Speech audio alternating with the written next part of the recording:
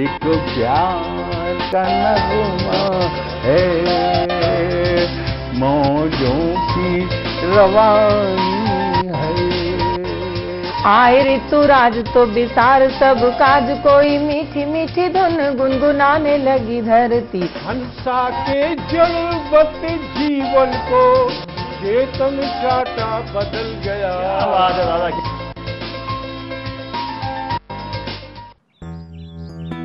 Sir, बिटिया रानी driver के साथ भाग गई। भाग गई? जी, भाग गई।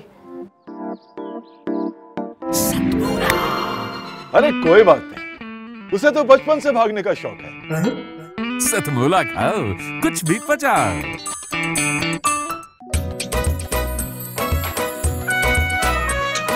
हर पल मस्ती और रंगीन विद सतमोला नमकीन, इससे बेटर है नथिंग। सतमोला नमकीन डिफरेंट टेस्ट है बेमिसाल, पनीर भुजिया भी कमाल, इसके टेस्ट के सब शौकीन। हाँ सतमोला नमकीन, सतमोला स्वीट्स एंड नमकीन, इससे बेटर है नथिंग। हाँ सतमोला नमकीन। सीएम साहब, हमारे 30 विधायक अपोजिशन पार्टी में चले गए। अब आप सीएम नहीं रहे।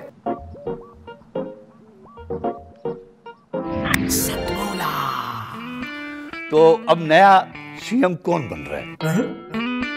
Tell me. सतमोला खाओ, कुछ भी पचाओ। जितना जी में आए खाओ, बस खाते ही खाते जाओ। डरने की क्या बात है जब सतमोला साथ है। टेस्ट है इसका सबसे निराला, हर दिल पर जादू कर डाला। स्वाद स्वाद में जमकर खाया, सतमोला ने खूब बचाया। खाने से डरता है क्या? सतमोला। नमस्कार, बहुत बहुत स्वागत है आपका सतमौला कवियों की चौपाल में। श्रावण का महीना चल रहा है और श्रावण के महीने और प्रकृति का गहरा संबंध है। श्रावण के महीने में होने वाली बारिश जब प्रकृति को भिगोकर नया नया ताज़ा और हरा भरा कर देती है, तो वहीं श्रावण के महीने में बहुत सारे पर्व मनाए जाते हैं। लेकिन हफ्ते दर हफ्ते हम आपके लिए लेकर आते हैं गीत, शब्द, छंद और गजल का ये त्योहार, सतमौला कवियों की चौपाल। सतमौला कवियों की इस चौपाल की इसी श्रृंखला में हम लेकर आए हैं आज का यह एपिसोड। हमारे लिए बहुत ही हर्ष का विषय है कि हमारे बीच आज उपस्थित हैं दिल्ली विधानसभा के माननीय अध्यक्ष रामनिवास गोयल जी। बड़े ही आदर और सत्कार के साथ मैं निवेदन करना चाहूंगी रामनिवास गोयल जी से कि वे आएं और अपने आशीर्वचन हमें प्रदान करें। सतमोला कवियों की चौपाल का ये प्यारा सा छोटा सा प्रांगण, प्रवीण आर्या जी का निमंत्रण और अनिल जी मित्तल जो मेरे मित्र भी हैं, खाली वो व्यापारी नहीं, वो दानदाता भी है। हमारी यहाँ संस्था चलती है सूर्यनगर में, इनके घर के पास ही महाराजा अग्रसेन सेवा संस्थान डायग्नोस्टिक सेंटर है, चैरिटेबल, उसमें बहुत योगदान देते हैं। जब मुझे पता लगा चौपाल का स्थान भी यही है तो मुझे बड़ा अच्छा लगा। मैंने अनिल जी से, हालांकि कल भी मिले थे, हम 3-4 घंटे बैठे, आज इनसे मिलना हुआ दोबारा से। मैं प्रवीण जी को बहुत बहुत बधाई देता हूँ कि एक अच्छा, जहाँ व्यक्ति बैठकर कुछ विचार करने लगता है और अलग अलग कवियों को सुनकर प्रेम रस भी, वीर रस भी, हास्य रस भी, सबका समावेश हुआ है। अपने आप को जैसे गाड़ी ओवरहॉलिंग के लिए ओवरहॉलिंग हो जाता है। बहुत बहुत शुभकामनाएं, बधाई। अब खूब अच्छा गुदगुदाया हमारे तरंग जी ने, अच्छा लगा। बहन जी ने प्रेम रस का बड़ा अच्छा, अब आपने वीर रस भी जोड़ा, प्रेम रस भी जोड़ा। अब मैं तो सोच रहा हूँ कविता ही सुना के बोलना तो क्या है।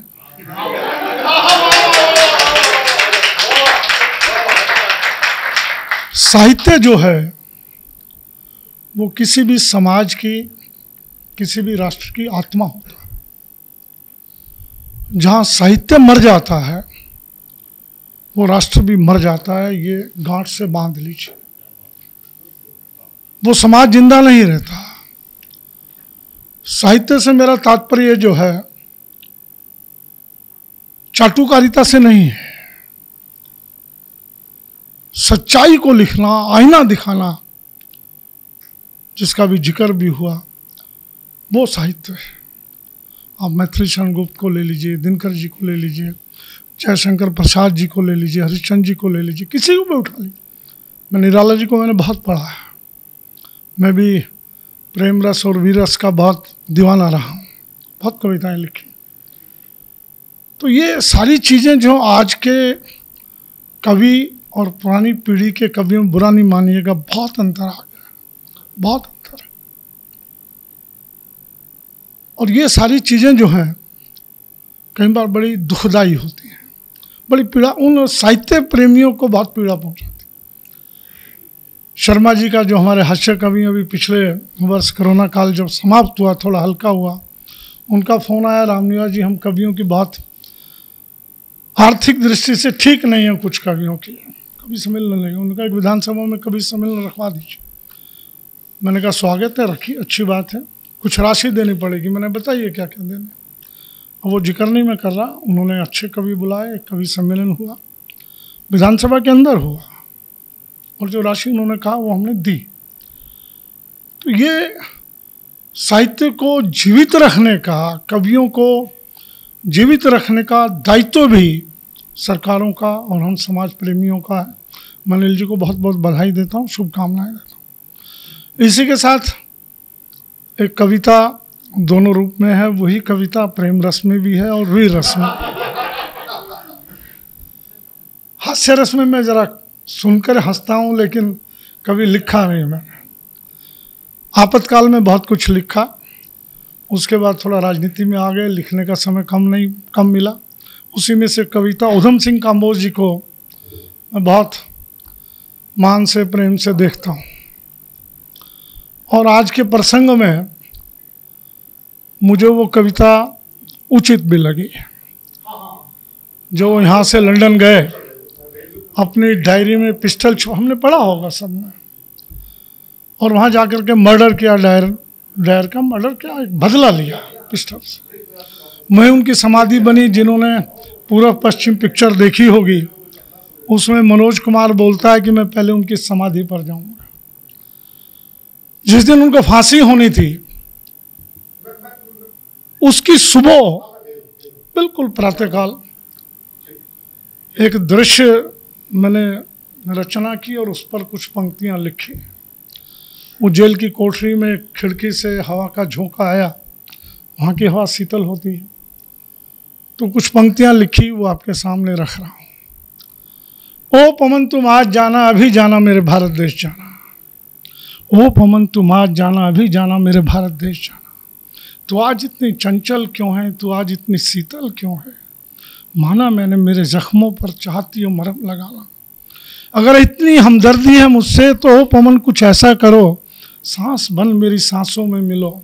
मूरत बनी भारत माँ की हृदय में मेरे, तुम पहचान जाना, पहचान जाना। ओ पवन तुम आज जाना, अभी जाना मेरे भारत देश जाना। इंग्लैंड की हवा है ना, उसको पहचान दे रहे हैं। सागर चरण धोता है उसके, हो नतमस्तक बढ़ जाना पुरी की ओर। अयोध्या भी जाना, मथुरा भी जाना, गंगा की शीतलता अपने संग लेती आना। हाँ, जलियांवाला बाग जाना न भूल जाना। कल्पना कर लें, हम लोग सब अयोध्या, मथुरा, माया, काशी ये सब कुछ करते हैं। हम अपना कितना अपने बच्चों को लेकर जलियांवाला बाग जानते हैं। राष्ट्र का सबसे बड़ा अगर मंदिर है, राष्ट्रवाद का सबसे बड़ा मंदिर जलियांवाला बाग है। अमृतसर चले जाएंगे लेकिन फिर भी जलियांवाला बाग नहीं जाएंगे। स्वर्ण मंदिर चले जाए लेकिन वहाँ नहीं जाते हैं। ये बड़ा पीड़ादायक है, बहुत पीड़ादायक है। हाँ, जलियांवाला बाग जाना न भूल जाना। ओ पवन तुम आज जाना, अभी जाना मेरे भारत देश जाना। अंतिम पंक्तियां, बस कार्य इतना कर तुम लौट आना, बस कार्य इतना कर तुम लौट आना, फिर तुम्हारी चंचलता और शीतलता में महक मेरे देश की आई। कण कण तुम्हारा पवित्र होगा, सांस बन पुनः मेरी सांसों में मिल जाना।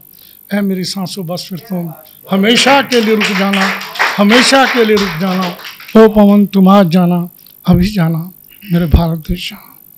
बहुत बहुत धन्यवाद प्रवीण जी, आप सबका अच्छा लगा। और मैं प्रार्थना कर रहा हूँ कि जब भी कभी इस ढंग की चौपाल हो, राजनीति से हटकर हमको बैठने का भी अवसर मिले। और मैं प्रार्थना करूँगा कभी विधानसभा में आइए। विधानसभा हमारी इस वक्त तो राजनीति का अखाड़ा कम है, देश प्रेमियों का अखाड़ा ज़्यादा बनी हुई है।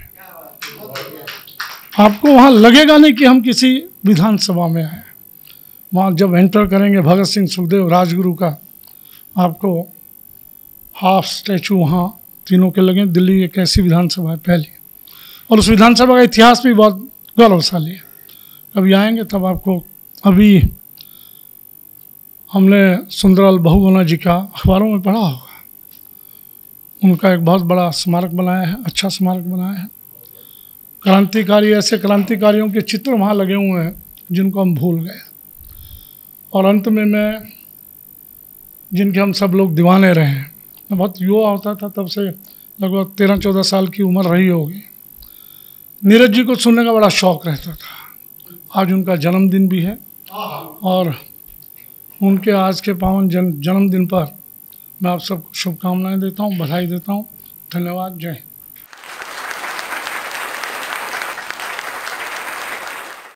इस शानदार प्रस्तुति के बाद अब मैं जिन्हें बुलाना चाहूंगी वो एक बार नहीं 5 बार सर्वश्रेष्ठ विधायक के रूप में चुने गए हैं।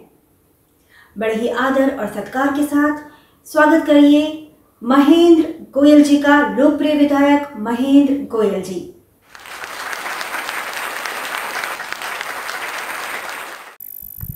पहले तो आप सभी को मैं हाथ जोड़कर प्रणाम करता हूं।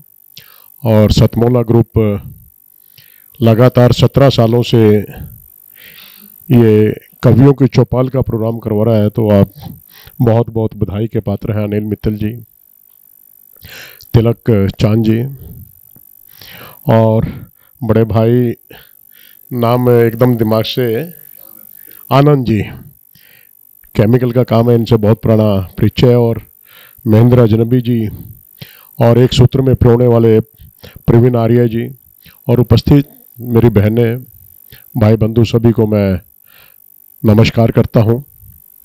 आकर बड़ा ही अच्छा लग रहा है कि कवियों की चौपाल का आप जो प्रोग्राम करते हैं और मुझे भी आज यहाँ पर आप लोगों ने आमंत्रित किया है, तो तहे दिल से शुक्रिया अदा करता हूँ। हमारे विधानसभा के अध्यक्ष रामनिवास गोयल जी भी इस प्रोग्राम में आए थे। वो मेरे प्रेरणा स्रोत हैं और विधानसभा में उनसे हम बहुत कुछ सीखते रहते हैं। उन्होंने आज अपना संरक्षण यहाँ पर दिया था, तो किसी कार्यवश वो गए हैं, तो उनको भी मैं पीछे से प्रणाम करता हूँ।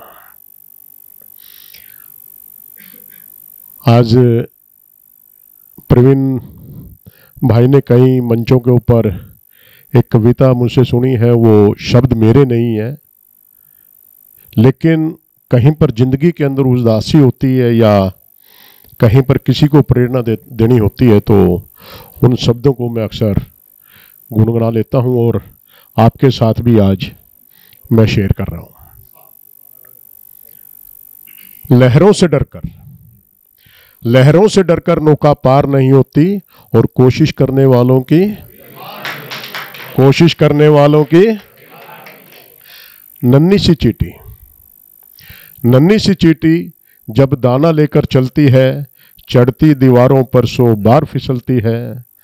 चढ़कर गिरना गिरकर चढ़ना ना अखरता है, आखिर उसकी मेहनत बेकार नहीं होती, और कोशिश करने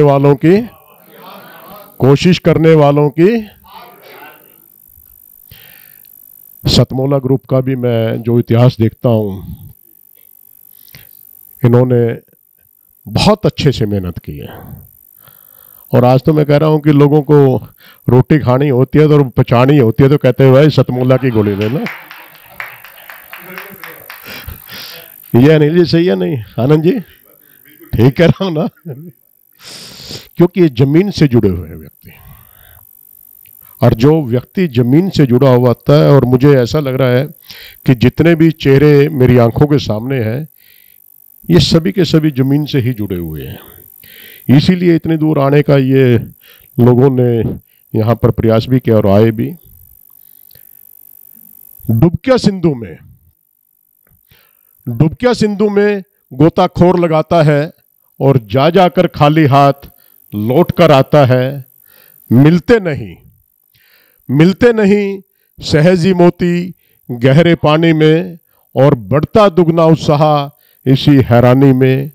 मुट्ठी उसकी खाली हर बार नहीं होती, और कोशिश करने वालों की कामयाबी एकदम ही कदम नहीं चूमती। संघर्ष करना पड़ता है, सत्य की राह पर चलना होता है, लोगों के बीच में अपना विश्वास देना होता है। जहां पर आपका विश्वास एक बार लोगों के दिमाग में बैठ गया तो फिर आप कोई भी काम कर लें। संघर्ष के रास्ते कठिन तो जरूर होते हैं, लेकिन जब उसकी रफ्तार पकड़ लेती है उसकी गाड़ी, तो मंजिल कितनी भी लंबी क्यों ना हो तो अपने आप आपके कदम आकर चूम देती है, ऐसा मेरा विश्वास है। इसी के अंदर कुछ और लाइनें हैं जो आपके साथ में शेयर कर रहा हूं।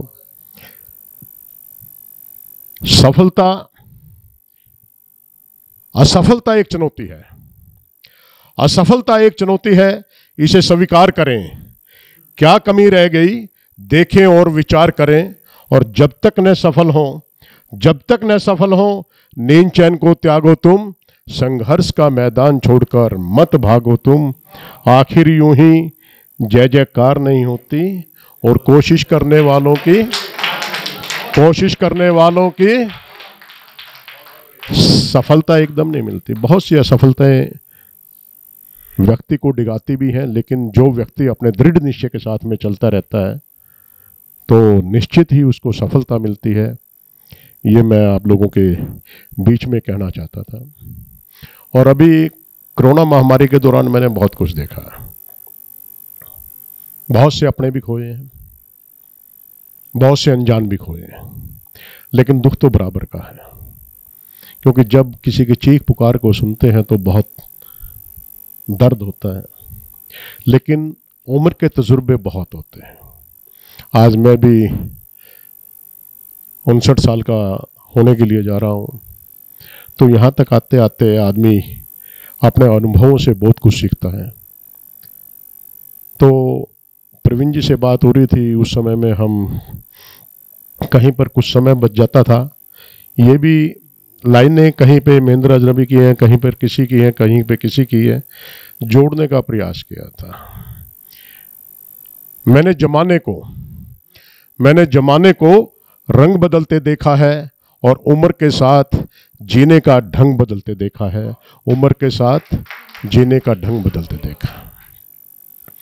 क्योंकि जैसे जैसे व्यक्ति की उम्र होती जाती है, कभी महेंद्र अजनबी जी जवान थे, उनकी बातें सुनते थे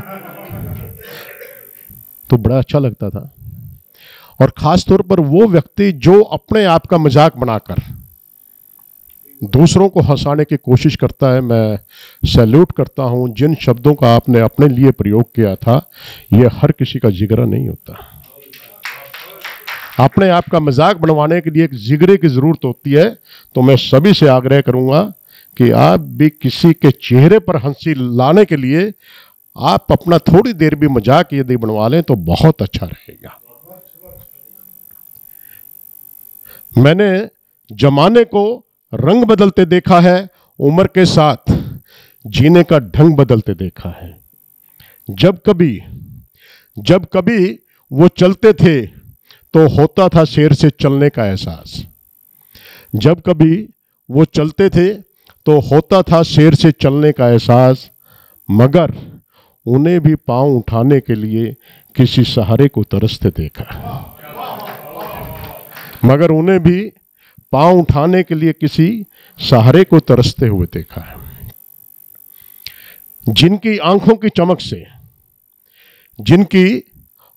चमक से सहम जाते थे लोग, जिनकी आंखों की चमक से सहम जाते थे लोग, उन्हीं आंखों को बरसात की तरह बहते हुए देखा है। उन्हीं आंखों को बरसात की तरह बहते हुए देखा। ये अक्सर होता है या नहीं होता है? ये जीवन की सच्चाई है।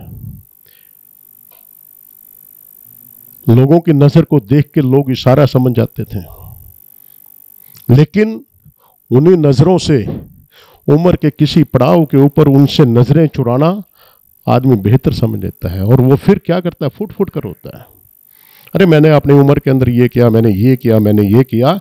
और आज नजरों से नजर मिलते हुए भी नहीं बन पाती है, तो उसकी आंखें जर्जर बरसती हैं उस बरसात की तरह। तो ये भाव थे मेरे इसमें। जिनके हाथों के इशारे से टूट जाते थे पत्थर, और उन्हीं हाथों को पत्ते की तरह कांपते हुए देखा है। उन्हीं हाथों को पत्ते की तरह कांपते हुए देखा है। आपने अपनी जिंदगी के अंदर बहुत कुछ देखा होगा। लोग सिर्फ हाथों से मामूली इशारा करते हैं, कहीं पर दंगा हो जाता है, फसाद हो जाता है। लेकिन आप अपने हाथों से ऐसा काम करें कि लोगों को जोड़ने का काम करें, किसी को तोड़ने का काम ना करें। ये मेरा भाव है इसके अंदर। अपने आज पर इतना ना इतराओ मेरे दोस्तों, अपने आज पर इतना ना इतराओ मेरे दोस्तों। वक्त के हाथों अच्छों को मजबूर हुए देखा है। वक्त के हाथों अच्छों को मजबूर हुए देखा है। कर सको तो बांट सको तो किसी को खुशियां बांटो, बांट सको तो किसी को खुशियां बांटो। यूं दुख देते हुए तो हजारों को देखा है, यूं दुख देते हुए तो हजारों को देखा है। तो कहने का भाव यही है कि हम जिंदगी के अंदर अच्छे काम करें। बहुत से अनजाने के अंदर गलत भी काम हो जाते हैं, लेकिन उनके ऊपर यदि आपसे अनजाने में कोई गलत काम हो गया तो उसके ऊपर आप पश्चाताप भी करें। यदि आप पश्चाताप कर लेते हैं तो जिंदगी के अंदर सुधार आ जाता है, अच्छे कार्य फिर से करने होते हैं। मैं फिर एक कहना चाहूँगा कि आप कोई अच्छा काम करो या ना करो, आप अपनी जिंदगी के अंदर कोई अच्छा काम करो या ना करो, आप सिर्फ अच्छे बन जाओ, अच्छे काम तो अपने आप ही होते चले जाएंगे। तो आप लोगों के बीच में मैं यहाँ पर आया, बहुत बड़ी बड़ी हस्तियाँ बैठी हैं। मैं पुनः सभी से दिल से आप लोगों का आभार व्यक्त करता हूँ और सतमोला ग्रुप के लिए यही दुआ करता हूँ कि आप आज भी इज्जत से आपका नाम लिया जाता है। अदरवाइज मैं बहुत कम किसी भी प्राइवेट या किसी भी व्यक्ति के विशेष के मैं जाया नहीं करता, लेकिन कहीं पर अच्छा नाम मुझे मिलता है, वो किसी भी पार्टी से कोई संबंध रखता हो, मेरे ऊपर इस बात का कोई असर नहीं होता। मैं उस व्यक्ति को चूज करता हूं जो अच्छा व्यक्ति होता है। तो उसे अच्छे व्यक्ति के अंदर आप मेरी लिस्ट के अंदर भी हैं। तो मैं अनिल मित्तल जी का तहे दिल से शुक्रिया अदा करता हूं और पूरे ग्रुप का तहे दिल से शुक्रिया अदा करता हूं। गोयल जी की इस शानदार प्रस्तुति के बाद अब मैं रस को थोड़ा सा बदलना चाहूंगी और बुलाना चाहूंगी उन्हें, जो कि अंतरराष्ट्रीय ख्याति प्राप्त कवि हैं। लोग कहते हैं कि ये हंसी का पटाखा है, पर हम कहेंगे ये हंसी के परमाणु बम हैं। जोरदार तालियों के साथ स्वागत कीजिए महेंद्र अजनबी जी का।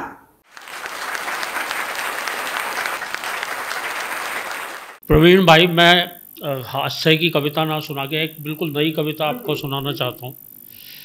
पिछले जो 1.5 साल में कोरोना से जो कुछ भी हुआ उस पर एक कविता है। एक आपने पिछले साल दृश्य देखा होगा किस तरह से मजदूरों ने पलायन किया। मैंने उन मजदूरों पर एक कविता लिखी है।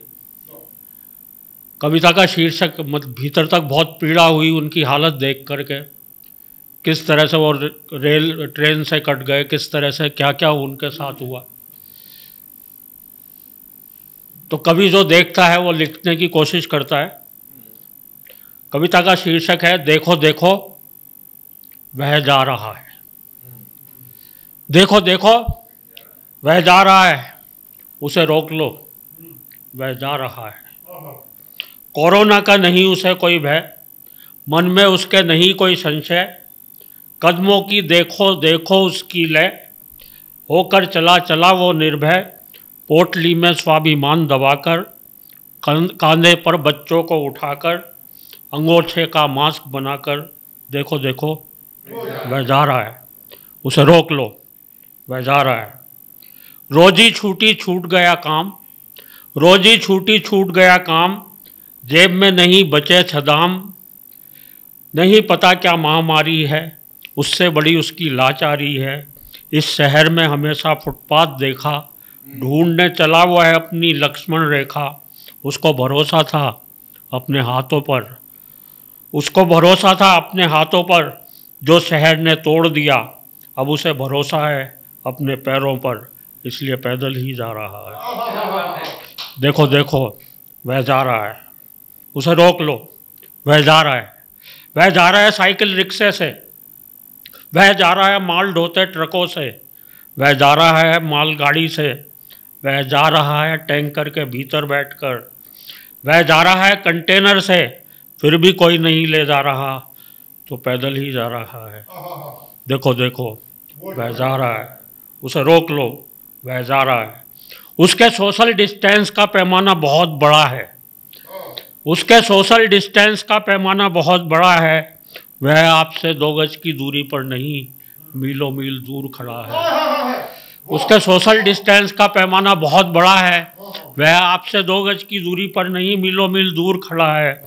बुनकर लाया था वह यहाँ अनगिनत सपने, पर यह शहर वाले कब हुए उसके अपने। आंखों में घर की प्यास लेकर, अपनों से मिलने की आस लेकर, सूनी डगर पे चलता जाता, नगर छोड़ चला नगर निर्माता। सूनी डगर पे चलता जाता, नगर छोड़ चला नगर निर्माता। वह चला जाएगा दुत्कार खाता हुआ, वह चला जाएगा यूं ही मार खाता हुआ, कीटनाशक की बौछार पाता हुआ। देखो देखो वह जा रहा है, उसे रोक लो, वह जा रहा है। वह पहुंच गया है बॉर्डर पर, वह पहुंच गया है बॉर्डर पर, वह पहुंच गया है बरेली, वह पहुंच गया है चंदौली।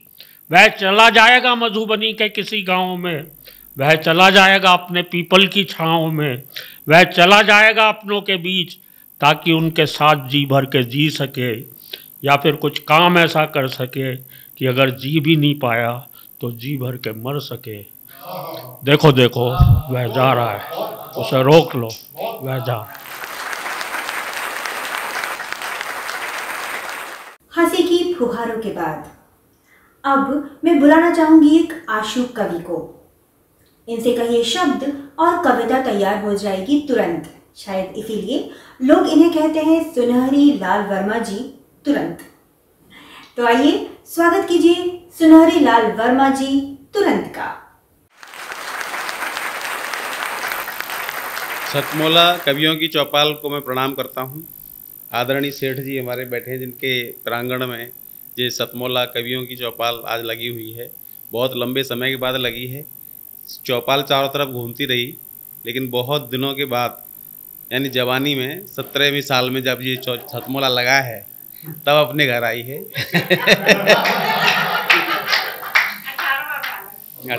18वां हाँ सब, जबकि यौवन तक घर में रहती है चौपाल, फिर बाद में घूमती है।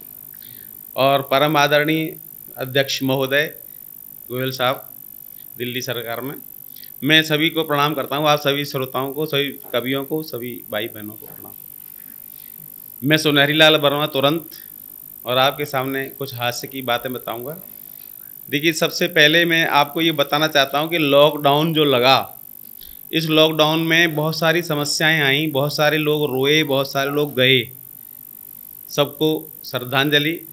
और जो रोए उनके लिए मैं ये बात कहना चाहता हूँ, रोने से कुछ नहीं होने वाला। क्यों नहीं होने वाला? कि दुख में जो मुस्कराता है वो हमेशा मस्त रहता है। तो मैं बताऊँ आपको, जब लॉकडाउन लगा था पिछले बार का, इस बार का नहीं, पहले वाला, तो पहले वाले लॉकडाउन में डंडे पड़ते थे पुलिस वालों के, तो हम घर में रहते थे, बीमारी भी कम फैली। अब की बार कोई डंडा नहीं रहा, इसलिए बीमारी बढ़ती गई। तो मैं देखिए उसमें बताता हूँ कि चारों तरफ बंद ही बंद था, बाहर निकलते नहीं थे। कभी मिठाई खाने का भी मन करता था तो घर में बना करके खाते थे। गोलगप्पे खा रहे हैं या बर्फी बना रहे हैं या रसगुल्ले बना रहे हैं, मज़े ले रहे थे घर में। कि घर बनाते थे मिठाई का मजा लेते थे, घर बनाते थे मिठाई का मजा लेते थे, और गोलगप्पों में खटाई का मजा लेते थे, गोलगप्पों में खटाई का मजा लेते थे। और ऊब कर इनसे निकलते थे जब भी सड़कों पे, तो लॉकडाउन में पिटाई का मजा लेते थे। घर से भेजा जाता था, बेसन लेके आओ और सूजी लेकर आते थे कि लौट के घर पे। उन दिनों सर्दियां भी बहुत पड़ रही थी, ठंड पड़ रही, तूफान आ रहे थे, बड़े बड़े कष्ट थे पिछले बार में। कि लौट के घर पे रजाई का मजा लेते थे, लौट के घर पे रजाई का मजा लेते थे, और गर्म बोतल से सिकाई का मजा लेते थे। और टूट जाती थी हड्डियां पुलिस के डंडों से, तो लोग टूट जाती थी हड्डियां पुलिस के डंडों से, तो ऑनलाइन ही दवाई का मजा लेते थे। ये मजे के दिन थे सर, और मजे हमेशा लेने चाहिए। लोगों को मजे लेने में भी परेशानी होती है, फ्री में मिल रहे हैं फिर भी नहीं लेते। पार्कों में जाएंगे, फुहारों में आनंद लेंगे, इतनी वहाँ जा रहे हैं, वहाँ शिमला मसूरी और केम्प्टी फॉल का पानी गिर रहा है, उससे मजे ले रहे हैं। अरे अभी अपने घर में गिरने वाला है कुछ दिन बाद ही, आज पड़ेगा शायद। चारों तरफ बरसात होगी, जिनकी छत टपकने वाली है वो टपकेंगी और भीतर ही केम्प्टी फॉल आ जाएगा। पॉजिटिव थिंकिंग रखिए हमेशा। और पॉजिटिव थिंकिंग में क्या होता है कि आपके सामने दुख हो और उसको सुख में बदल दो। छत टपकती है, लोग रोते हैं और हम हंसते हैं, ऐसे में मजे लेते हैं, सोचते हैं आज फुहारे नीचे से नहीं चल रहे, डायरेक्ट ऊपर से चल रहे हैं। और कई बार ये भी सोचते हैं कि आज इंद्र भगवान इतने प्रसन्न हैं कि मेरा लेंटर तोड़ के मेरे घर में आए। छप्पर फाड़ के तो लोग कहते हैं लेंटर तोड़ के भी आते हैं। तो उनका स्वागत हम कैसे करते हैं देखिएगा। कि छत टपके तो फव्वारों का मजा लेते हैं, छत टपके तो फव्वारों का मजा लेते हैं, और टूटे कमरे में बहारों का मजा लेते हैं, टूटे कमरे में बहारों का मजा लेते हैं। और कैसे करते हैं कि मूंगफलियों को भी बादाम समझ खाते हैं, और बेर खा करके छुआरों का मजा लेते हैं। मजे लेने हो तो हर तरह ले सकते हैं, नहीं तो कहीं मजे नहीं है। आप स्वर्ग में चले जाओ वहाँ भी मजे नहीं है, और कश्मीर चले जाओ वहाँ भी नहीं है। मजे हैं तो घर में हैं, टूटी खाट पर हैं, don't worry. Bed double bed है लोगों के यहाँ, उसमें मजे हैं साहब, डबल बेड है हमारे यहाँ। हमारे यहाँ नहीं है, हमारे यहाँ खाट है, तो हमारे यहाँ खटमल भी है, खाट भी है, खटमल भी है। पूरी रात आनंद लीजिए खटमलों के साथ खाट पे। कैसे करते हैं देखिए कि खाट चिपटा के डबल बेड बना लेते हैं, खाट सरका के डबल बेड बना लेते हैं, और कोई रूठा हो तो चुपचाप मना लेते हैं। और चांद जैसा कोई टुकड़ा अगर हो पहलू में तो पास तंदूर के कूलर का मजा लेते हैं। मस्त रहिए, आनंद के साथ रहिए कि हम तो रोतों को डॉक्टर साहब हम तो रोतों को घड़ी भर में हंसा लेते हैं, कि हम तो रोतों को घड़ी भर में हंसा लेते हैं, जैसे मछुआरे मछलियों को फंसा लेते हैं। और कोई जलता है तो जलता रहे जलन लेकर, हम जहन्नुम में भी जन्नत का मजा लेते हैं। मस्त रहते हैं, बीच सागर में किनारों का मजा लेते हैं, बीच सागर में किनारों का मजा लेते हैं। और घोर पतझड़ में बहारों का मजा लेते हैं। और अपने कंधों पे जिंदगी का बोझ ढोते हैं, कि अपने कंधों पे जिंदगी का बोझ ढोते हैं। और ऊंट गाड़ी में भी कारों का मजा लेते हैं। मस्त रहते हैं, टेंशन फ्री रहते हैं। देखिए टेंशन फ्री, अब तो गंजे हो रहे हैं, बाल खत्म हो रहे हैं, ये भी टेंशन नहीं है। सुबह सुबह लोग अक्सर कहते सुना है, आज किसका मुंह देख के आया था। हर आदमी अपना ही मुंह देखता है और सवेरे उठते ही मुंह देखेगा मैं कैसा लग रहा हूँ, या मेरे बाल तो नहीं उड़े हुए बिखरे हुए। तो हम लोग सवेरे जगते हैं तो बाल देखते हैं तो फिर ये रोते नहीं है, ये कहते हैं वो दिन याद आते हैं जब ऐसे झटका मारते थे, ऊपर चले जाते थे बाल। और टीचर इन्हें पकड़ करके जब कूटता था तब और हम मज़े आते थे, सारा पढ़ता नहीं है। तो देखिए उस कि वे कुछ दिन कुछ साल जाने कहाँ गए, वे कुछ दिन कुछ साल जाने कहाँ गए। और सिर के सारे बाल जाने कहाँ गए। और वे कुछ दिन कुछ साल जाने कहाँ गए। और उन दिनों क्या होता था कि पहले पिच अब तो पिच के लटके दिखते हैं, कि अब तो पिच के लटके दिखते हैं। टमाटरों से गाल जाने कहाँ गए। और वे कुछ दिन कुछ साल जाने कहाँ गए। और लिख लिख अपने नाम दिए थे जो हमको, लिख लिख अपने नाम दिए थे जो हमको। उनके वो रूमाल जाने कहाँ गए। और वे कुछ दिन कुछ साल जाने कहाँ गए। और जब जुल्फें थीं कि खुद आ कर रोज मछलियां फंसती थीं। आप और कहीं जा रहे हैं।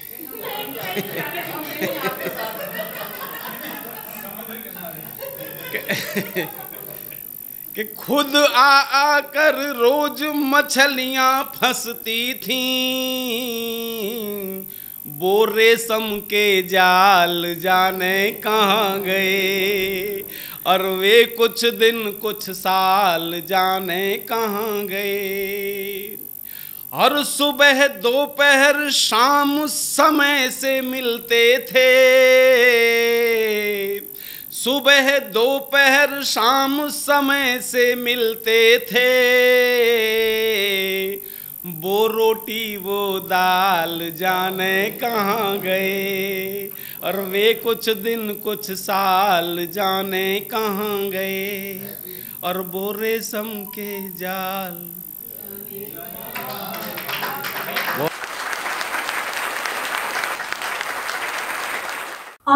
वक्त है एक छोटे से ब्रेक का।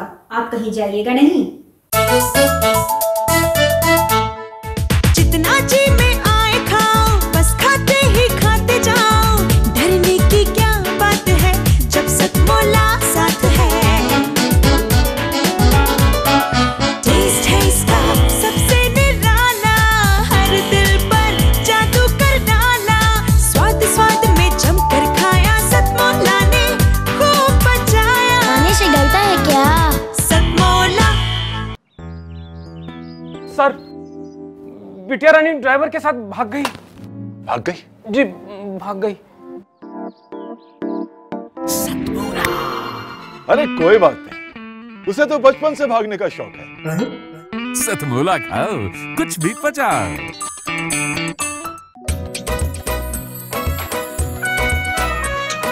हर पल मस्ती और रंगीन विद सतमोला नमकीन।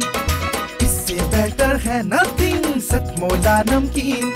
डिफरेंट टेस्ट है बेमिसाल, पनीर भुजिया भी कमाल। इसके टेस्ट के सब शौकीन, हाँ सतमोला नमकीन।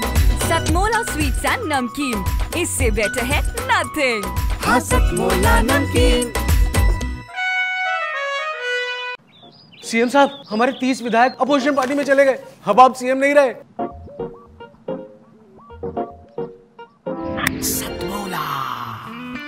तो अब नया सीएम कौन बन रहा है? Tell me. सतमोला खाओ, कुछ भी पचाओ। चाहे गीता बाचिए चाहे पढ़िए कुरान, चाहे गीता बाचिए चाहे पढ़िए कुरान, तेरा मेरा प्यार ही हर पुस्तक का ज्ञान। श्रृंगार एक ऐसा रस है जिसमें प्रेम बयां होता है और प्रेम की तड़प भी। श्रृंगार रस की ऐसी ही नई सी आभा लेकर आ रही है हमारे बीच आभा चौधरी जी, जो कि गीत और गजल पर समान अधिकार रखती है। तालियों के बीच उपस्थित हैं आभा चौधरी जी।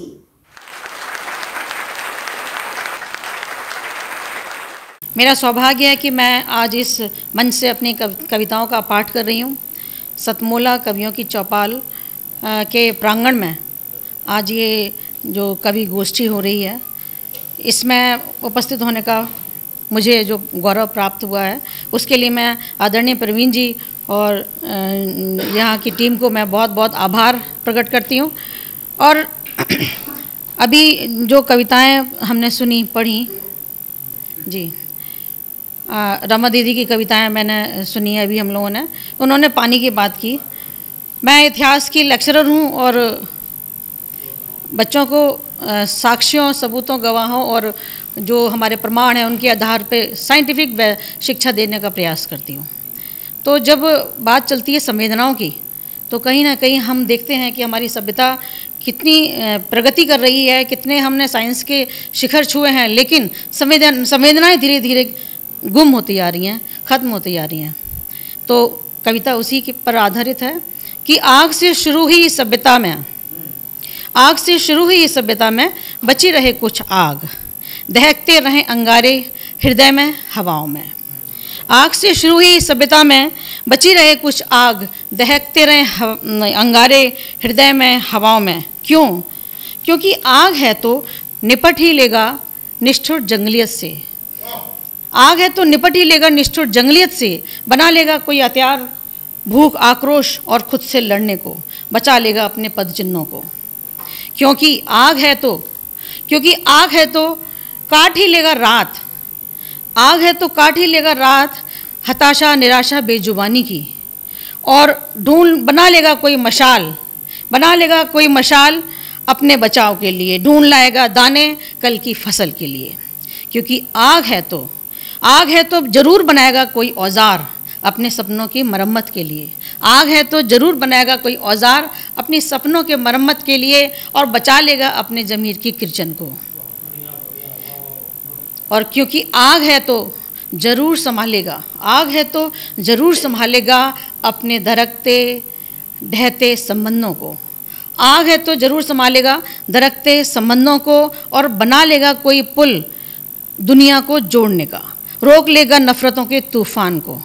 तो इसलिए दहकते रहे अंगारे, बची रहे कुछ आग हृदय में हवाओं में, हृदय में हवाओं में। एक आंसू बह गया, एक आंसू बह गया, सारा किस्सा कह गया। बह गया, सारा किस्सा कह गया। तरन्नुम में कुछ ऐसे बन पड़ा है कि एक आंसू बह गया,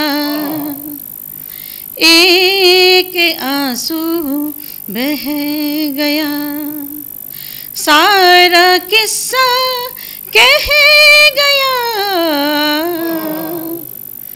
एक आंसू बह गया। और आगे शेर देखिए, शेर है, सिर्फ दिल जाता तो क्या, सिर्फ दिल जाता तो क्या, सिर्फ दिल जाता तो क्या, ख्वाब का घर ढह गया, ख्वाब का घर ढह गया, सारा किस्सा कह गया, एक आंसू बह गया। जख्म बांटे वक्त ने, जख्म बांटे वक्त ने, जख्म बांटे वक्त ने, घाव मन का रह गया, घाव मन का, शुक्रिया, रह गया, एक आंसू बह गया। सब मुकम्मल है यहाँ, सब मुकम्मल है यहाँ, सब मुकम्मल है यहाँ, ख्वाब का घर ढह गया, ख्वाब का घर ढह गया, सारा किस्सा कह गया, एक आंसू बह गया। आईने के सामने, आईने के सामने, आईने के सामने, व्यर्थ एक आग्रह गया, व्यर्थ एक आग्रह गया, सारा किस्सा कह गया, एक आंसू बह गया। और शेर देखिए, वो तुझे प्यारा है जो, वो तुझे प्यारा है जो, वो तुझे प्यारा है जो, कैसा नाजुक दिल मेरा, कैसा नाजुक दिल मेरा, कैसा नाजुक दिल मेरा, दर्द इतना सह गया, दर्द इतना सह गया, सारा किस्सा कह गया, एक आंसू बह गया। और आखिरी शेर देखें, लब पे रुखसत की घड़ी, लब पे रुखसत की घड़ी, लब पे रुखसत की घड़ी,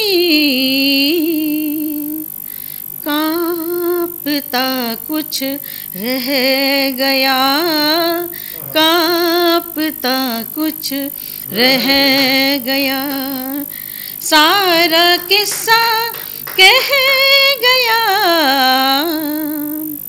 एक आंसू बह गया।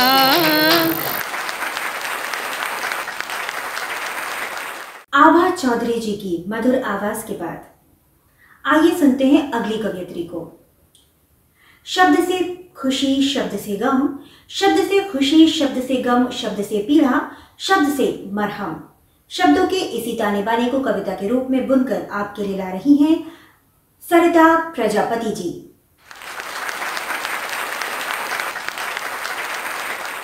मैं सरिता प्रजापति दिल्ली से आप सभी का अभिनंदन करती हूँ। अपने लिए एक दो शब्द कहना चाहूँगी। छोटी सी सरिता हूँ मैं, छोटी सी सरिता हूँ मैं, झरझर बहती रहती हूँ, छोटी सी सरिता हूँ मैं, झरझर बहती रहती हूँ। माँ शारदा अंग संग रहना मेरे, मैं आपको प्रणाम करती हूँ।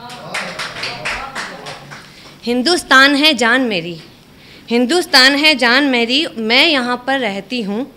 माँ भारती मैं आपके चरणों में वंदे मातरम कहती हूँ। पत्थर की शिला हूँ मैं, पत्थर की शिला हूँ मैं, प्रभु आपकी कृपा से मूरत बनना चाहती हूँ। पत्थर की शिला हूँ मैं, प्रभु आपकी कृपा से मूरत बनना चाहती हूँ। मेरे शब्द अगर आपके मन को छू जाएं तो अपनी हौसला अफजाई चाहती हूँ। मैं एक अध्यापिका हूँ। बहुत सारे बच्चे ऐसे होते हैं जो थोड़ा सा पढ़ के भी अपने आप को बहुत डिमोटिवेट कर लेते हैं। उन्हीं के लिए मैंने एक कविता लिखी है जो आपके समक्ष रखना चाहूँगी। राहें मंजिल कभी आसान नहीं होती, राहें मंजिल कभी आसान नहीं होती, पत्थर सिर्फ पत्थर है, पत्थर सिर्फ पत्थर है, चट्टान नहीं होती। पाना है मंजिल को तो, पाना है मंजिल को तो पंखों को पसार ना होगा, पाना है मंजिल को तो पंखों को पसार ना होगा, बिना पंख फैलाए कभी कोई उड़ान नहीं होती। अपने सुस्त कदमों को राही अब धूप में बढ़ा आगे, अपने सुस्त कदमों को राही अब धूप में बढ़ा आगे। जिंदगी की राहों में हर जगह छाँव नहीं होती, जिंदगी की राहों में हर जगह छाँव नहीं होती। आसमां को धरा से ताकने वाले परिंदों को, आसमां को धरा से ताकने वाले परिंदों को समझाए कौन, आसमां से धरा को ताकने वाले परिंदों को समझाए कौन कि यूं ही बैठे बैठे आसमान में उड़ान नहीं होती। जरा गौर फरमाइएगा। परोस देती है जिंदगी, परोस देती है जिंदगी थाली में स्वाद बहुत से, परोस देती है जिंदगी थाली में स्वाद बहुत से, पर याद रखिए हर जगह माँ मेजबान नहीं होती, याद रखिए हर जगह माँ मेजबान नहीं होती। कोशिशों से जीत लो, कोशिशों से जीत लो अब तुम मुकाम अपना, कोशिशों से जीत लो अब तुम मुकाम अपना। कोशिशों से मिली जीत कभी बेजुबान नहीं होती, कोशिशों से मिली जीत कभी बेजुबान नहीं होती। राहें मंजिल कभी आसान नहीं होती, पत्थर सिर्फ पत्थर है, कोई चट्टान नहीं होती।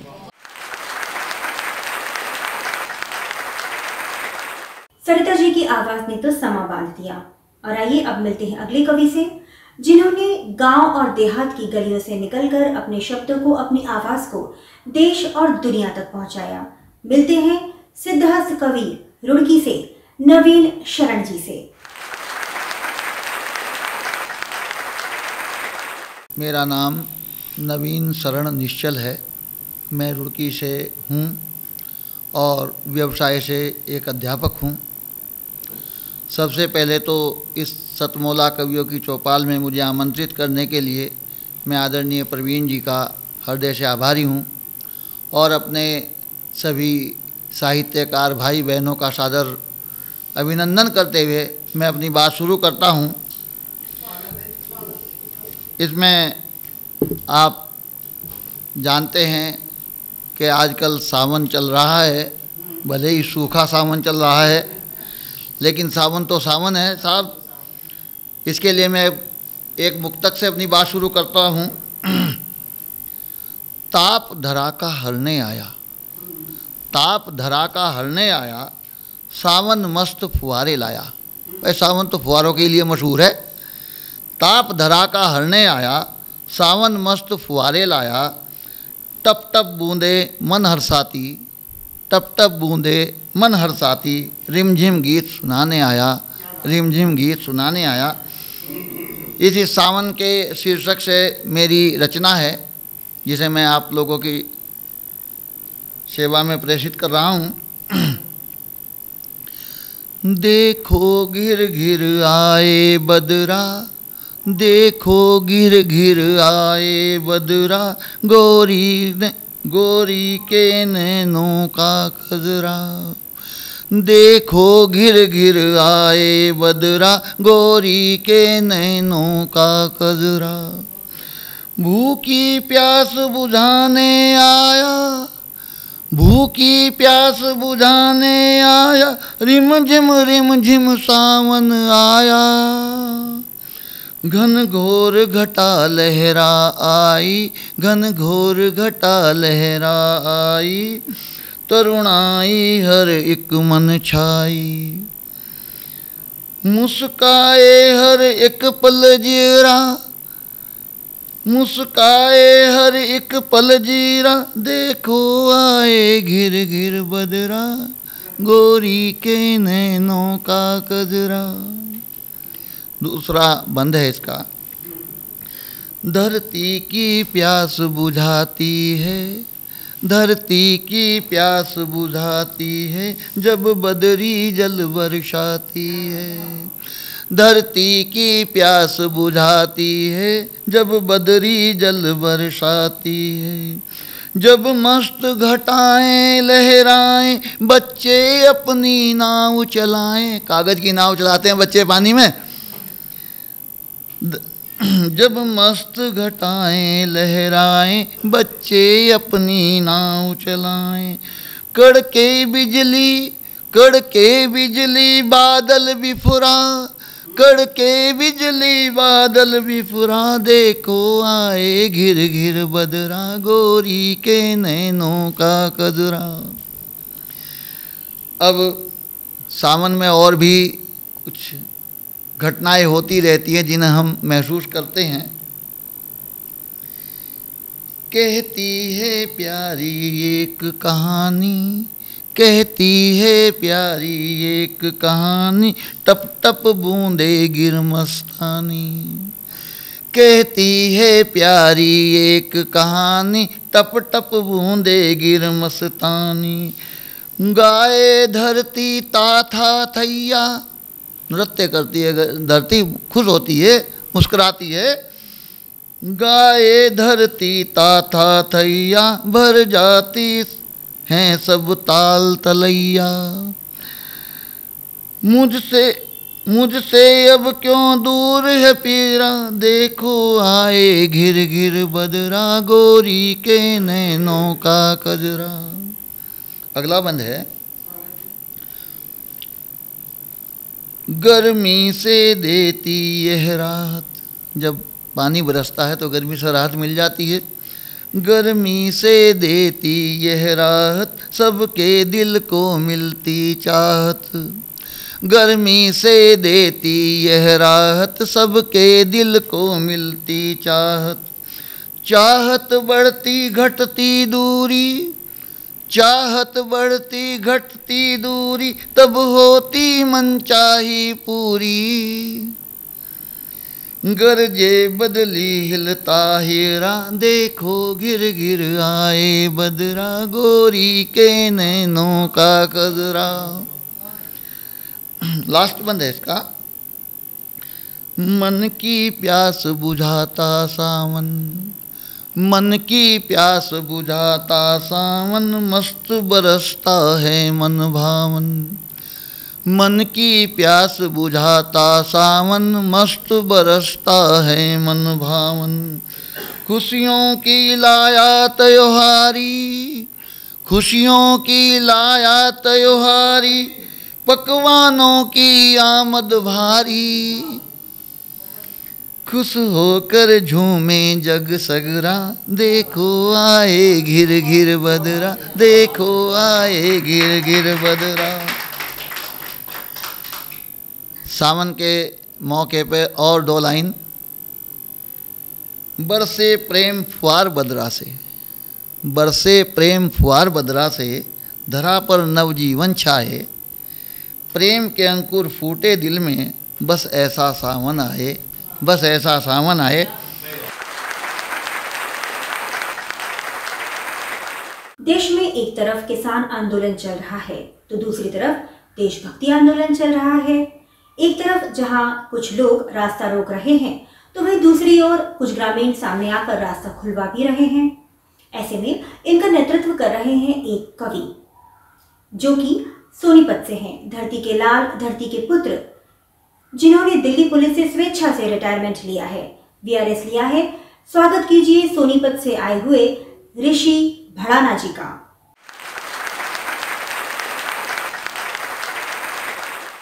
ऋषि पाल, गांव बदाना, जिला सोनीपत, हरियाणा। सतमोला कवियों की चौपाल श्री प्रवीण आर्य जी ने जो मुझे यहाँ मौका दिया है, पहले मैं उनका धन्यवाद करता हूँ और यहाँ उपस्थित जन जो कवि लोग सभी का मैं नमस्ते करता हूँ। विचारों की क्रांति तलवार की धार से भी तेज होती है।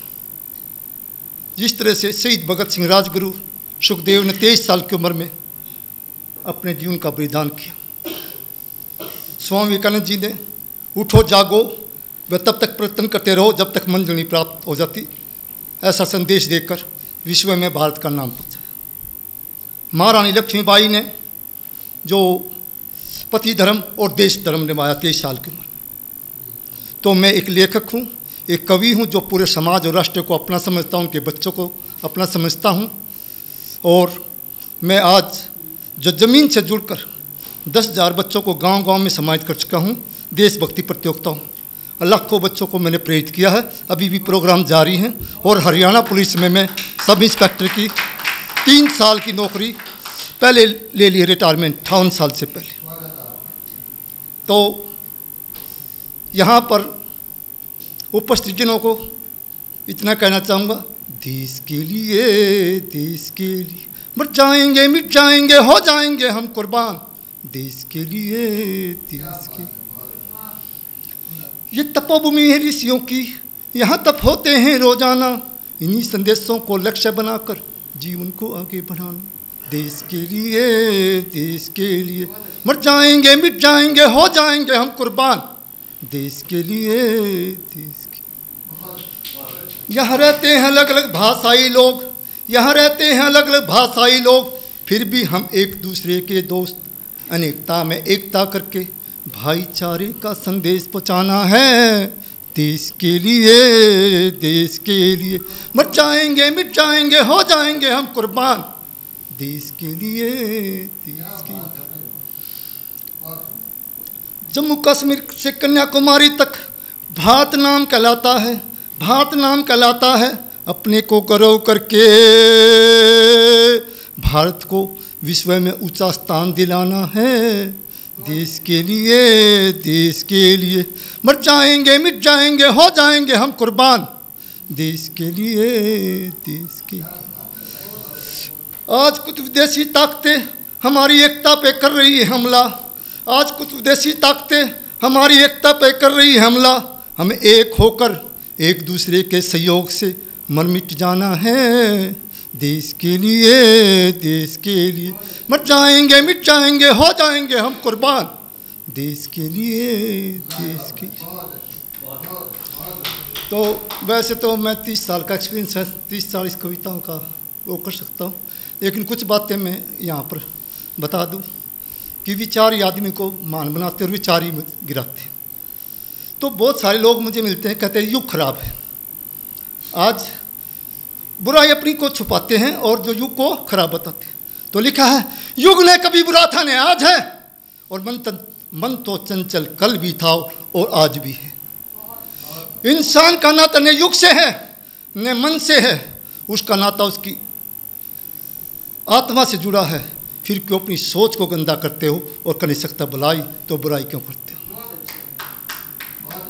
बहुत सारे बच्चे मुझे मिलते हैं समाज के, कहते हैं मेरी किस्मत खराब है, मेरी किस्मत खराब। मैं किस्मत को खराब नहीं मानता। मैं कहता हूँ रूहानी इंद्रियों में बस हमारा कसूर हम अपनी किस्मत का निकालते हैं और छिपी रहे इंसान के अंदर महान बनने की शक्ति, अच्छा काम करने की शक्ति, फिर हम अपनी तरफ क्यों नहीं झाँकते हैं। कर नहीं सकते भलाई तो बुराई क्यों करते हैं। तो आज नौजवान अपने रास्ते से आत्महत्या कर रहे हैं। भारत के नौजवान कोई समस्या आ जाती है, उस समस्या को सुलझाने की बजाय आज आत्महत्या कर रहे हैं। तो ले क्या है, दुनिया पूजे इस भारत की मिट्टी को, आज ऐसी उनका बनो और आज़ादी है भी दूर से भारत की, इससे मिलकर एकता से याद करो। और मौत आनी निश्चित है पर कायरों की मौत न मरो। मौत आनी निश्चित है पर कायरों की मौत न मरो। आज़ादी मिलती है त्याग व बलिदान से, इसके लिए अपने आप को परिपूर्ण रूप से तैयार करो और दुनिया पूजे इस भारत की मिट्टी को, आज ऐसी हुंकार भरो। आज़ादी है भी दूर से भारत की, इससे मिलकर एकता से याद करो। तो हमारी परंपराएं थी गरीबों की मदद करो, गरीबों की मदद करो और भूखे को रोटी खिलाकर उसकी आत्मा को तृप्त करो और दुनिया पूजे इस भारत की मिट्टी को, आज ऐसी हुंकार भरो। आज़ादी है भी दूर से भारत की, इससे मिलकर एकता से याद करो। तो मैं सामाजिक लेखक हूँ। घर बिजली की लड़ियों से नहीं, इंसान के विचारों से सजते हैं और जिस घर में विचार नहीं मिलते उस घर की दीवारों से आंसू निकलते। और कहने को तो हम सब एक ही परिवार के सदस्य हैं, फिर सहयोग के नाम पर एक दूसरे की टांग क्यों खींचते हैं। घर बिजली की लड़ियों से नहीं, इंसान के विचारों से सजते हैं और जिस घर में विचार नहीं मिलते उस घर की दीवारों से आंसू निकलते। तो मेरी कविता है जो हिंदुस्तान को हिंदुस्तान से जोड़ती है। ये मैं पिछले 20 साल से पढ़ा रहा था, मैं पुलिस में था, इसलिए इसको ज़्यादा वो ना करके, तो आप यहाँ पर बैठे उपस्थित इस कविता में जरूर सहयोग करेंगे। तो क्योंकि ये जो है ना, वैसे तो मैं बता दिया ना कि शाम तक भी मैं बोलता रहूँ तो सुबह तक भी नहीं ख़त्म होगा मेरा काम। हाँ, तो लिखा है, आज देश को एक और भगत सिंह की ज़रूरत है जो कह सके इंकलाब जिंदाबाद, इंकलाब जिंदाबाद। सभी बोलेंगे। अगर मुझे देशभक्त की थोड़ी सी लाइन अच्छी लगी है, क्योंकि मैं पहली बार आपके इसमें आया हूँ, तो ये संदेश पूरे देश को और संसार को पहुँचना चाहिए कि एक कवि है ना जो अपने उससे कितना इस संसार को जगा सकता है। तो ज़मीन से जुड़ा हुआ हूँ लाखों बच्चों से, कोई दिक्कत। तो आज देश को एक और भगत सिंह की ज़रूरत है जो कह सके इंकलाब जिंदाबाद, इंकलाब जिंदाबाद, इंकलाब जिंदाबाद, इंकलाब जिंदाबाद। जिसने राष्ट्र सम्मान के लिए प्राणों की बाजी लगा दी थी, हिंदुस्तानी हैं हम, हिंदुस्तान हमारा, नारा देकर आज़ादी की आस जगा दी थी। ऐसे नौजवान की ज़रूरत है आज देश को एक और भगत सिंह की, जो कह सके इंकलाब जिंदाबाद, इंकलाब जिंदाबाद, इंकलाब जिंदाबाद, इंकलाब जिंदाबाद, इंकलाब जिंदाबाद, इंकलाब जिंदाबाद। क्यों झूठ है? आज देश भ्रष्टाचार, जातिवाद और सांप्रदायिकता की आग में जल रहा है। मजदूर अपनी मजदूरी से, किसान अपनी मेहनत से भूखा मर रहा है। देश में पता नहीं कितने हो रहे हैं कत्लेआम। वर्तमान की परिस्थितियों में भारत का जो भविष्य जगा सके, ऐसे नौजवान की ज़रूरत है आज देश को एक और भगत सिंह की, जो कह सके इंकलाब जिंदाबाद, इंकलाब जिंदाबाद, इंकलाब जिंदाबाद, इंकलाब जिंदाबाद, इंकलाब जिंदाबाद, इंकलाब जिंदाबाद। जय हिंद, जय भारत।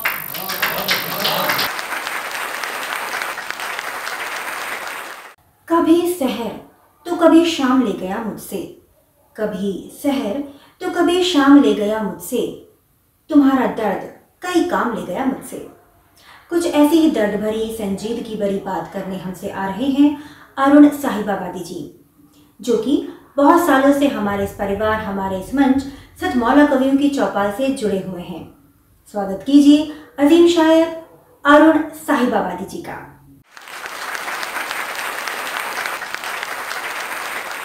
सुनी है कितने मकानों की सिसकियाँ मैंने, सुनी है कितने मकानों की सिसकियाँ मैंने, बदलते देखी हैं नामों की तख्तियाँ मैंने, बदलते देखी हैं नामों की तख्तियाँ मैंने। मैं एक शजर हूँ, बुढ़ापा, जवानी और बचपन, मैं एक शजर हूँ, बुढ़ापा, जवानी और बचपन, हर एक दौर में झेली हैं आंधियाँ मैंने, हर एक दौर में झेली हैं आंधियाँ मैंने। बहुत गिरा है मुझे रेगज़ार में रहना, बहुत गिरा है मुझे रेगज़ार में रहना, भरी बहार में देखी हैं वादियाँ मैंने, भरी बहार में देखी हैं वादियाँ मैंने। कि जिनको समझा था असली वो कागज़ी निकले, कि जिनको समझा था असली वो कागज़ी निकले, उदास देखी हैं गमलों पे तितलियाँ मैंने, उदास देखी हैं गमलों पे तितलियाँ मैंने। किसी के ख़त को कई बार सामने रख कर, किसी के ख़त को कई बार सामने रख कर, जलाई और बुझाई हैं तीलियाँ मैंने, जलाई और बुझाई हैं तीलियाँ मैंने। बहुत हसीन कफन भी जहाँ में होते हैं, बहुत हसीन कफन भी जहाँ में होते हैं, जनाजे जैसी भी देखी हैं डोलियाँ मैंने, जनाजे जैसी भी देखी हैं डोलियाँ मैंने। और ये शेर देखें, शायद पसंद आया आपको।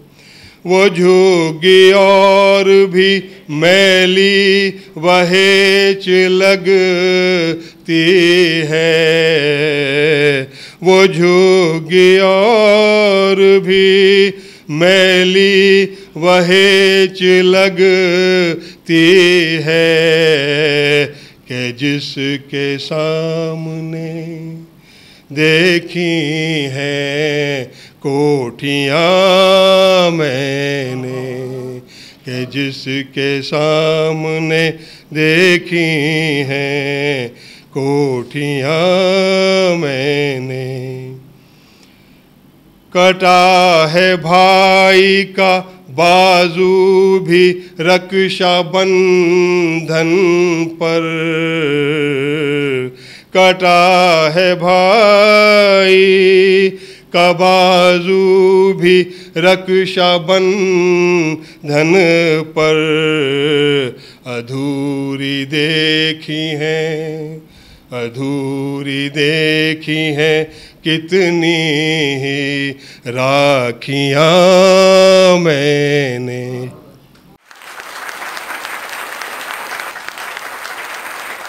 आशा करते हैं आपको हमारा आज का एपिसोड पसंद आया होगा। आपके सुझाव, आपके फीडबैक आमंत्रित हैं। और यदि आप उन रचनाकारों में से हैं जो गीत, शब्द, छंद या गजल कहना चाहते हैं टीवी जैसे बड़े प्लेटफॉर्म पे और बनना चाहते हैं सतमौला कवियों की चौपाल हमारे परिवार का हिस्सा, तो हमसे आज ही संपर्क करिए। स्क्रॉल पर चल रहे नंबर्स पर कांटेक्ट कीजिए। आप हमें कॉल कर सकते हैं इस नंबर पर भी 9711182183। तो फिर देर किस बात की, आज ही फ़ोन उठाइए। और हम आपसे लेते हैं विदा। अगले सप्ताह आपसे फिर भेंट होगी। तब तक के लिए खुश रहिए, मस्त रहिए और देखते रहिए सतमौला कवियों की चौपाल।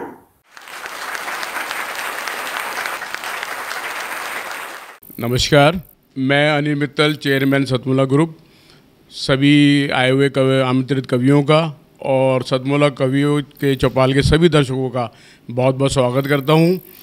आज बहुत सौभाग्य की बात है कि हमारे बीच में सतमौला कवियों की चौपाल में श्री रामनिवास गोयल जी, दिल्ली विधानसभा के अध्यक्ष, और श्री महेंद्र गोयल जी, विधायक जी, आज हमारे साथ उपस्थित हैं। ये हमारे लिए बहुत ही गर्व का विषय है।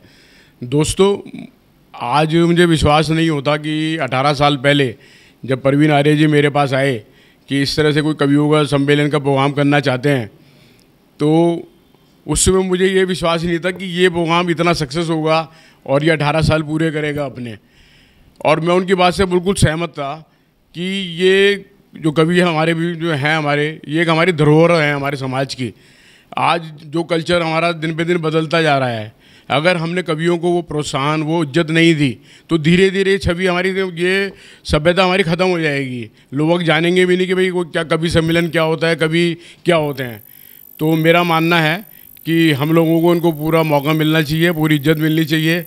उसी उद्देश्य के अंदर सतमौला हमेशा अग्रसर रहा है। सतमौला कवियों की चौपाल को आज 18 साल हो गए हैं और हर साल दशहरे पे हम लोग बालाजी रामलीला कमेटी में एक बहुत बड़ा कवि सम्मेलन करते हैं सतमौला कवियों की चौपाल का, और उसमें जाने माने कवि आते हैं। और मुझे लगता है दिल्ली का शायद सबसे अच्छा कवि सम्मेलन में वो अपना जगह बनाता जा रहा है। और ये बड़े गर्व का विषय है कि इस सतमौला कवियों की चौपाल में करीब 15,000 से ज़्यादा कवि अपना योगदान दे चुके हैं। और मैं आने के लिए जो नए कवि हैं उन सबको भी इस स्टेज पे आमंत्रित करता हूं कि वो आएँ और अपनी योग्यता को प्रकट करें। धन्यवाद। आज इस कवियों के चौपाल में हमारे बीच उपस्थित रहे परम आदरणीय रामनिवास गोयल जी, अध्यक्ष विधानसभा दिल्ली प्रदेश। ऐसा लगता है कि दिल्ली प्रदेश के अति लोकप्रिय विधायक श्री महेंद्र गोयल जी, सब आज यहाँ कवि उपस्थित हैं, मुझको छोड़कर शायद। और कवि राजनीति पर कविता कहते हैं, बहुत कविताएं कहते हैं, अच्छी कटाक्ष करने वाली। पर आज राजनीति को पहली बार कविता करते मैंने इस मंच पर देखा है। रामनिवास जी की कविता हमने सुनी। फिर महेंद्र भाई जी का क्या कहना है कि मेहनत करने वालों की हार नहीं होती, यही शब्द है।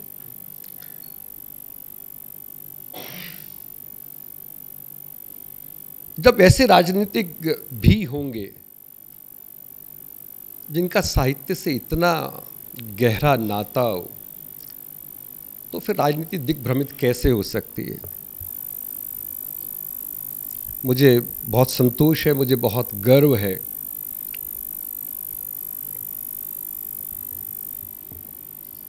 कि साहित्य और राजनीति का जब तालमेल हो जाएगा तो देश में जो घालमेल है वो स्वयं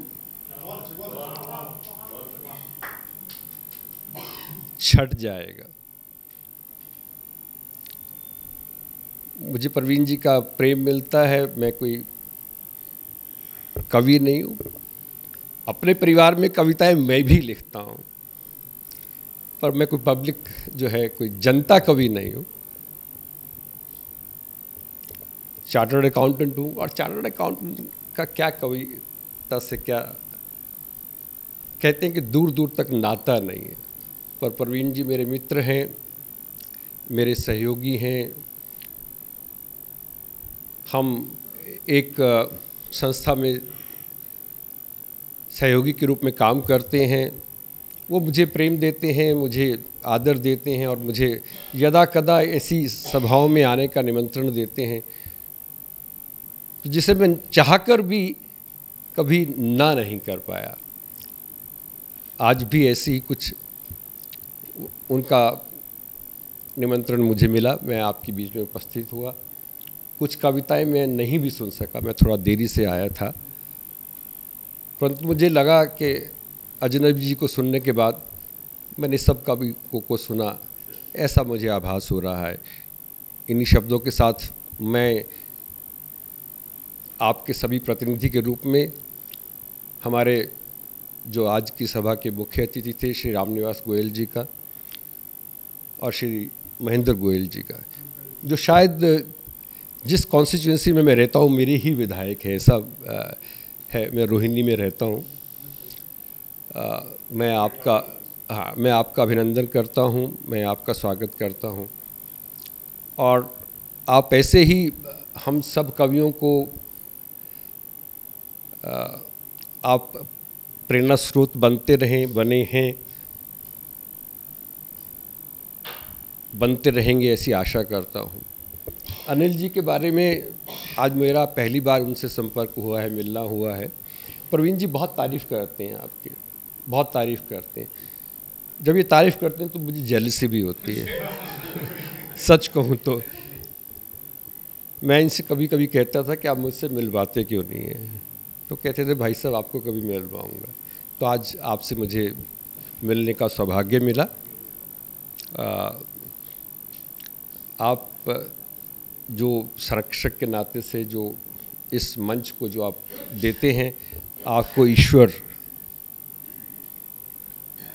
उससे कई गुना और करके वापस लौटाए और आप उसका भी कई गुना करके इस साहित्य को वापस लौटाएं।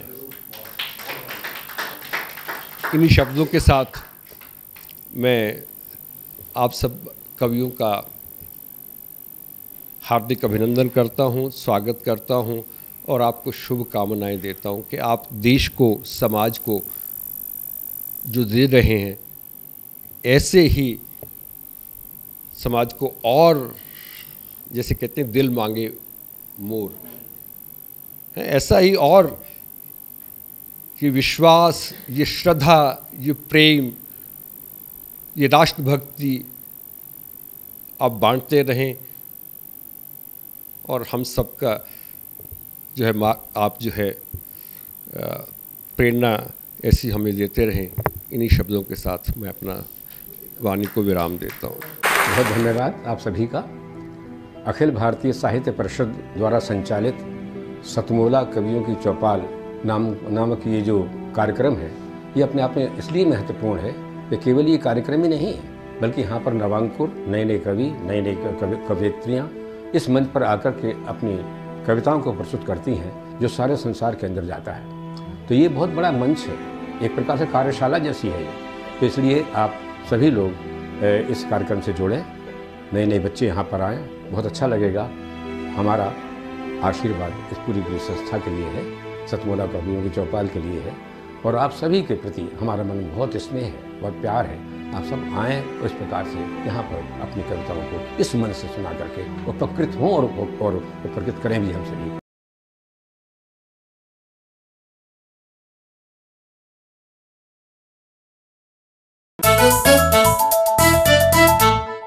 जितना जी में आए खाओ, बस खाते ही खाते जाओ। डरने की क्या बात है जब सतमोला साथ है। टेस्ट है इसका सबसे निराला, हर दिल पर जादू कर डाला। स्वाद स्वाद में जमकर खाया, सतमोला ने खूब बचाया। खाने से डरता है क्या? सतमोला। सर, बिटिया रानी ड्राइवर के साथ भाग गई। भाग गई? जी, भाग गई। अरे कोई बात नहीं, उसे तो बचपन से भागने का शौक है। सतमोला खाओ, कुछ भी पचाओ।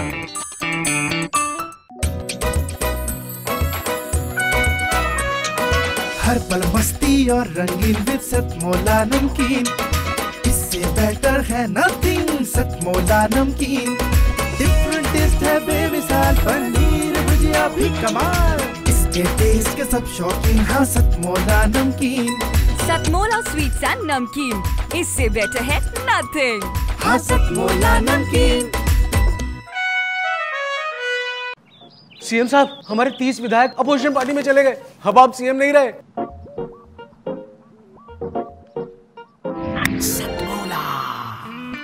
तो अब नया सीएम कौन बन रहा है? Tell me. सतमोला खाओ, कुछ भी पचाओ।